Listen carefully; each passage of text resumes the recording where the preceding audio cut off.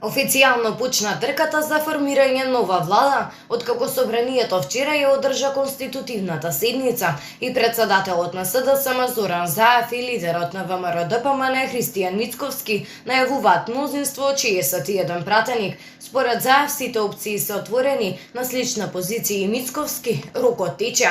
Уставот предвидува председателот на државата во рок од 10 дена од конституирањето на Собранието мандат за состав на владата да го довери на кандидатот на партијата, односно партиите што имаат мнозинство во парламентот. Мандатарот во рок од 20 дена од денот на доверувањето на мандатот на Собранието му поднесува програма и го предлага составот на владата.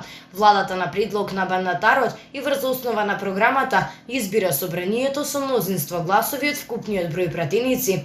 Уверен сум дека ќе успееме да формираме стабилна и успешна влада со мандат од 4 години. Ова го темелиме на основ на бројките, ќе ги слушнеме размислувањата и врз основа на тоа ќе пресечеме. На граѓаните им треба сериозен пристап, а не калкулации и исполнување некакви агенди, рече вчера Заев и додаде дека очекува резултатите од преговорите во наредните 10 до 15 дена да исполнат наведелина.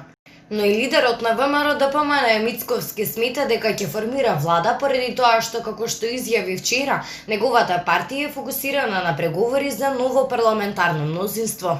Мицковски најави дека во периодот што следи ВМРО-ДПМН ќе ги зачести средбите со политичките партии кои се дел од сегашниот парламентарен состав, но не само со ониот од албанскиот блок, туку и со ониот коалицијата на СДСМ.